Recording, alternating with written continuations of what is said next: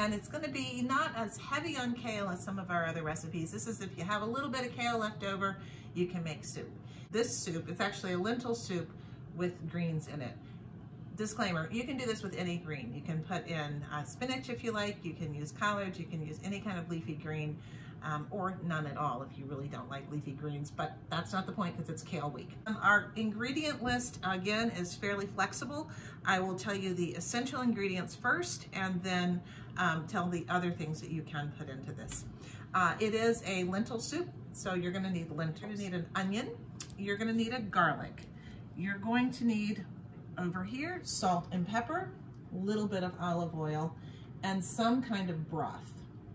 You can do this in water. I like using broth better. Why? Oh, I think it's just richer. I think it tastes better. And besides, I always have a lot of chicken broth. The other ingredients that you may need are some broth. I have my homemade chicken broth. I have 6 cups of that. I'm gonna put in at least 2 cups of canned tomatoes. I might actually use the entire quart depending.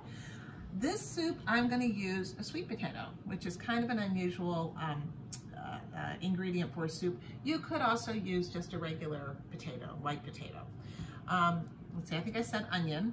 I'm gonna put a carrot in here, ginger, some garlic, a cinnamon stick, and bay leaves. Then for my spices, I'm gonna use some cumin, a little bit of dried oregano, and some sort of hot pepper, because you know me, I have to have my hot peppers. This is my ají chinchín amarillo. I probably said that terribly because I don't speak Spanish. This is a Peruvian pepper, and it's a beautiful yellow pepper. Oh, it is. And it is hot and spicy, and it's apparently the quintessential ingredient in Peruvian cuisine. So, and how did you learn that, Becky? I read, when I grew these, or wanted to grow these, I just read about it, and then I asked my nephew's mother-in-law, who's from Peru, and she was very happy to get these when I was growing them. So they are just a beautiful spicy pepper. You can use cayenne pepper if you want, or if you don't like spicy, you don't have to use spicy pepper. You know what's interesting, since you took the top off that jar, I feel as if my sinuses are opening for the first time this morning, and it's just a little whiff of it. I didn't even stick my nose all the way in, but perhaps when we take a break, that's what I'm going to do. Don't put your nose too far in. Okay, good. And the other ingredient that you need are some sort of greens, in this case kale, because it's kale week. Today I'm using odds and ends, and this is a great thing to do if you just have a little bit of kale left over and you don't really know what to do with it. So I'm using a little bit of lacinato kale, I've got some red Russian kale, I've got some premier kale, and of course, this is the 1,000-head kale. You can look every time I see that, I think of one of those sultans who has a bunch of people waving, and yes, it's like, that's what that looks like. I just am always amazed at the 1,000-head kale because it's so delicate in flavor, and it's delicious. It is surprising because it looks as if it would be tough because it's such a big leaf, but you're right, it's very tender. So I'm gonna be chopping this up, and then we're gonna get started. You're gonna need a piece of ginger. This is about a 1-inch piece, and I'm gonna peel and mince that. Okay, Sandy, you peeled this sweet potato. You can use it peeled or unpeeled. And now I'm just gonna put it in pieces about that size. Easy to do, watch for your fingers. It's a little tough, but once you get going, there you go. So we're gonna slice this up. I've already diced up my carrots to about 1/4 to 1/2 inch dice. And yeah, so I'm just gonna keep doing that. I do have one question. What's that? Do you always use everything organic, or sometimes do you have to give in? And oh, sometimes you have to give in. I mean, you gotta be practical. I'm not a purist on these things. I am organic purist in my garden, so I know anything that comes out of my garden is organic. As far as what I buy in the grocery store, you know, if it's so much more expensive to buy organic, I don't buy organic. I think one of the things I try to do is buy local if I can. That's not always easy depending on where you are and what season it is. So yeah, I mean, organic for me is best, but it's not always practical and it's not always cost effective. There's certain things, you know, the dirty 10 or the dirty dozen that I definitely try to buy organic on. But, you know, I think the minute you start being dogmatic about it, you know, what's the point? I'm not. Some people are, but I'm not. Okay, That's good. That's all we need on that. Okay, next thing I'm gonna do is chop up the garlic and the ginger. So I'm just gonna chop this kind of fine. Doesn't have to be the tiniest pieces. If my husband were doing this, he would be doing it in teeny, teeny, teeny, tiny pieces. And you know, it's admirable, but I don't have that kind of fine motor skills. All right, so you just kind of chop them up in little pieces. Same with the garlic, you mince it up. And then we're gonna go and put it in the pot. Okay, that's it. Okay. Like almost every soup, you start by sauteing the vegetables. I've got some olive oil in here, and I'm gonna put in the ginger and the garlic to start.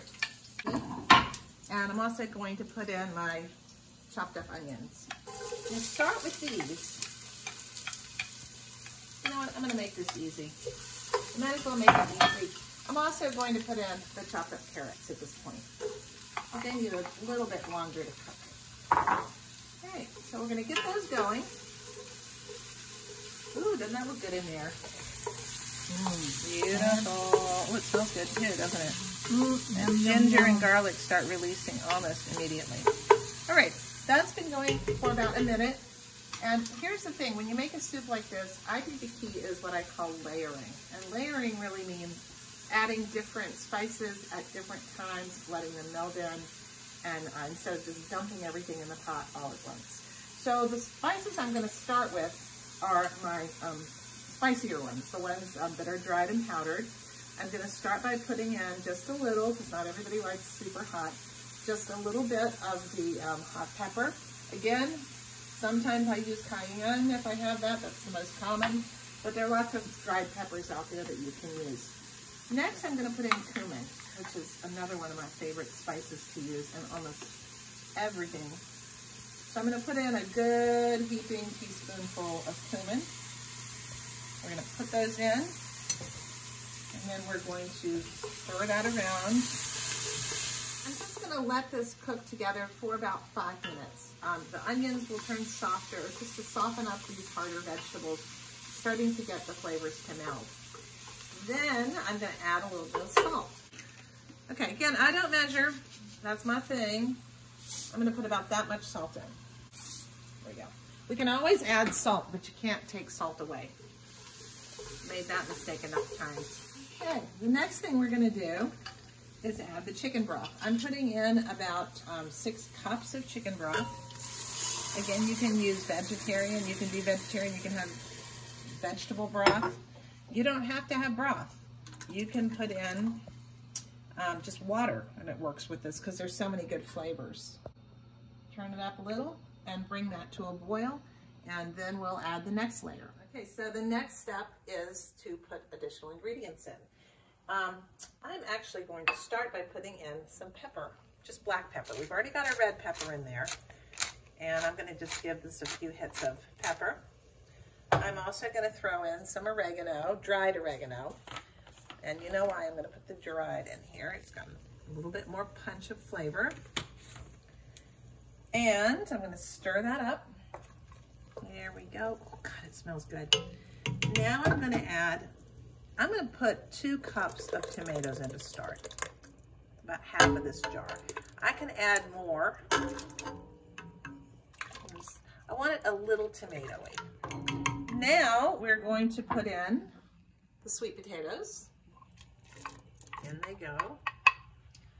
And we're going to put in about a cup of lentils. Oh, doesn't it look pretty with the sweet potatoes in there and the tomatoes? The kale is one of the very last things that you put in. You put that in kind of at the last 5 minutes. So what we're going to do with this, we're going to bring it to a boil. And once it's at a boil, we're just going to put a top on it, and we're going to let it cook for about 20 minutes. Lentils don't take terribly long. I use plain brown lentils, the most common kind that you find in the grocery store for this soup, but you can also use other lentils. Sometimes I use the little black ones. Sometimes I use the little green ones. Those take a little bit longer to cook, but I like it all. So we're just going to let this come to a boil, and then in about 15 minutes we'll add in the kale. Okay, It has been 20 minutes, and we are now going to, here, take a look at what it's bubbling. It's gotten real thicker. Ooh, right? It's almost like a stew, isn't it? It really is. Now we're just gonna slide the kale in. Oh, this is like health in a pot. Good health in a pot. We all need that. Nothing bad for you here, and tasty to boot. So I'm just gonna let that meld together, maybe for 3 or 4 minutes, maybe 5.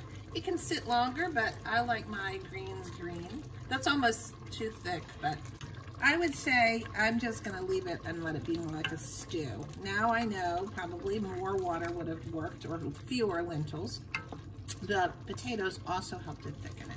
Doesn't that look good? Oh, it's so wonderful. And I do have a question, because of course, you know, my husband is a meat lover.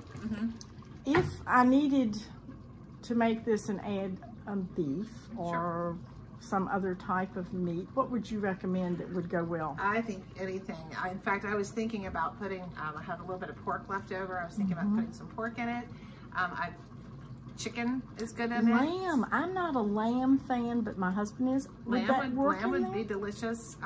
Don't do a lot of beef myself, but you could put a little bit of beef in there. I think people have even done things like sausages and stuff like this. And chicken, of course.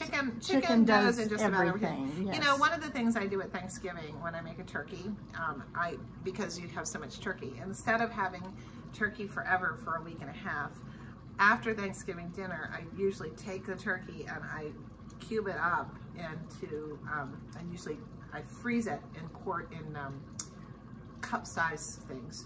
And it's great for a time like this, when you just want to have a little bit of meat to go into something. It doesn't have to be, you know, it's going to stew and everything. So I could use that as well. I do the same thing if there's pork left over and I don't want to eat that forever and ever. I'll just slice it up and throw it in the freezer and then pull it out and throw it into something like this. So that's fine, yeah. Mate works. Yeah. All right, let's eat, Sandy. Sounds good to me. All right. Oh, Becky. Is it good? So it's good. Probably hot right now, though, because it just came out of the pot. It's hot, but it is wonderful. And I wish everybody watching this could taste it, because it is so Smells pretty good, too. good. Bon appetit.